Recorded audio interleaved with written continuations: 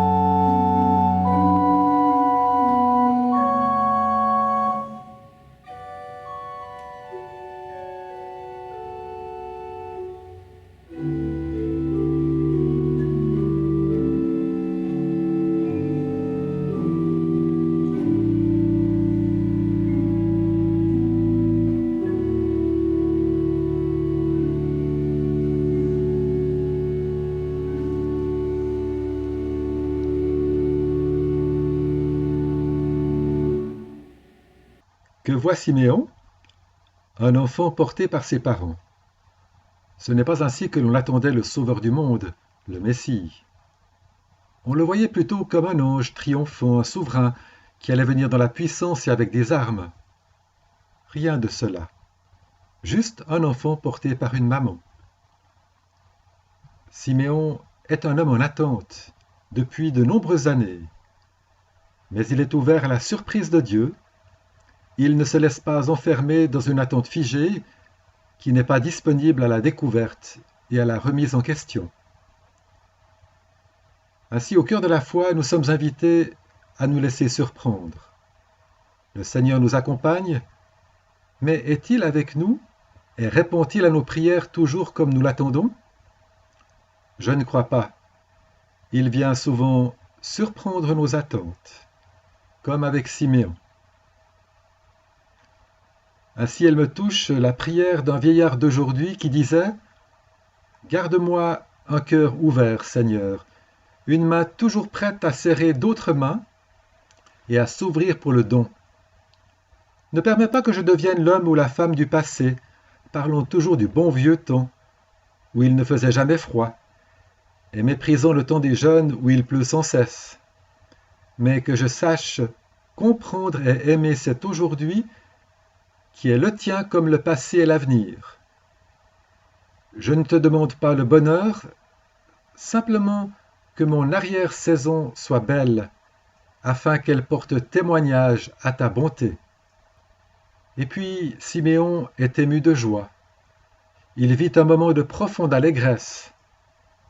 Mais il dit aussi des paroles dures à Marie, au terme de leur rencontre. Un glaive te transpercera le cœur. Il annonce comme une prophétie et sans savoir ce qui va se passer, le drame de la passion. Alors je suis un peu troublé par ces sombres paroles.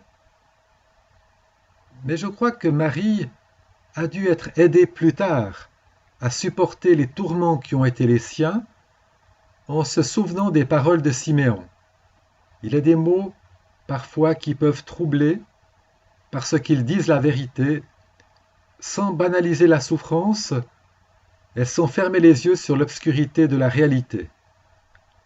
Ces mots sont cependant porteurs de vie et de sens quand Dieu vient les inspirer.